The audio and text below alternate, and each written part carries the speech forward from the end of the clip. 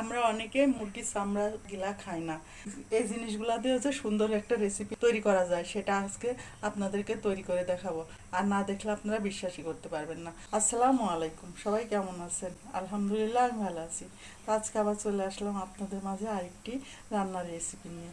আজকে আমি তৈরি করে দেখাবো দেশি মুরগির চামড়া গলা গিলা দিয়ে একটা নতুন রান্না। তো রান্নাটা শুরু থেকে শেষ পর্যন্ত দেখতে থাকুন।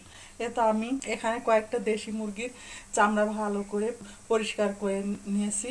আর এখানে এই যে মুরগির গলা গিলা কলিজা সব কিছু নিয়েছি। কড়াইতে গরম পানি দিয়েছি, এখন এই চামড়াগুলো আমি একটু সিদ্ধ করে নিব।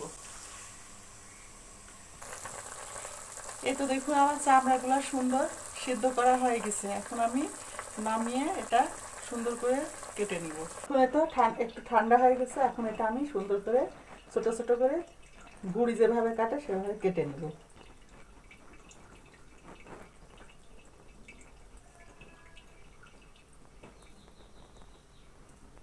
তো মুরগির চামড়ি গলা গিলা সব কিছু দেখুন সুন্দর করে আমি কেটে পরিষ্কার করে ধুয়ে নিয়েছি।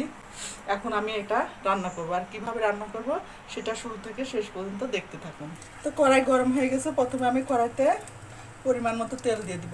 তেল গরম হয়ে গেছে, এই তেলের ভিতর দিয়ে দেবো এলাচ, দারচিনি, তেজপাতা।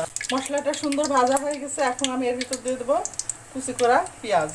আর এই রান্নাটায় পেঁয়াজের পরিমাণটা বেশি দেওয়া লাগবে। পেঁয়াজের সঙ্গে দিয়ে দেবো কিছুটা থেতো করা রসুন। এবার আমি এটা ব্রেস্তার মতো করে ভেজে নেব। তো পেঁয়াজগুলো ভালো করে ভাজা হয়ে গেছে, এখন এর ভিতরে আমি বেটে রাখা আদা জিরা রসুন দিয়ে দিব। এখন এটা আমি ভালো করে ভেজে নিব। আর রান্নার মশলা যতটা কষানো হবে, রান্নার টেস্টটা ততটাই বেশি হবে। মশলাটা ভালো করে ভাজা হয়ে গেছে, এখন আমি এর ভিতরে গুঁড়া মশলাগুলো দিয়ে দিব। মরিচের গুঁড়া, ধনিয়ার গুঁড়া, হলুদের গুঁড়া, পরিমাণ মতো লবণ। এখন একটু পানি দিয়ে ভালো করে মশলাটা কষিয়ে নেব।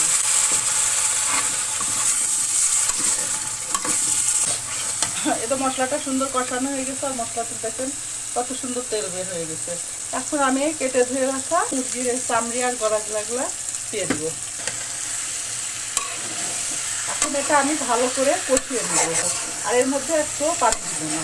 এই তো দেখুন আমি এর মধ্যে একটু পানি দিইনি, এইগুলা থেকে অনেকটা পানি বেড়েছে। এখন এই পানিতে ভালো করে কষিয়ে নিব। তো দেখুন আমার রান্নাটা প্রায় হয়ে গেছে, আর আমি এখন এটা শুধু নাড়াচাড়া করে ভাজা ভাজা করব। এই চামড়াগুলা যত ভাজা ভাজা করব ততটাই টেস্ট হবে। আর এই রান্নাটা খেতে সেম একদমই বুড়ির মতো লাগে। আপনারা বাসায় একদিন তৈরি করে খেয়ে দেখবেন। একবার তৈরি করলে এটা স্বাদ মুখে লেগে থাকবে, তখন বারবার তৈরি করতে ইচ্ছা করবে। তো দেখুন কত সুন্দর করে ভাজা ভাজা হয়ে গেছে, এখন আমি এটা নামিয়ে নিব। আর এই রেসিপিটা রুটি, ভাত, পোলাও, পরোটা যেটার সঙ্গে খাবেন সেটার সঙ্গে খুবই টেস্টি হবে। তাই তো আমার মুরগির চামড়া দিয়ে ভুড়ি রান্নার রেসিপি হয়ে গেল। তো ভালো লাগলে আপনারা বাসায় একদিন এভাবে তৈরি করে এই রেসিপিতে তৈরি করে খেয়ে দেখবেন। আর ভালো লাগলে আমার ইউটিউব চ্যানেলটা সাবস্ক্রাইব করে দিবেন, লাইক কমেন্ট শেয়ার দিয়ে পাশে থাকবেন। আজকে এ পর্যন্তই, আগামীতে আবার নতুন কোনো ভিডিও নিয়ে আপনাদের মাঝে উপস্থিত হব। আল্লাহ হাফেজ, আসসালামু আলাইকুম।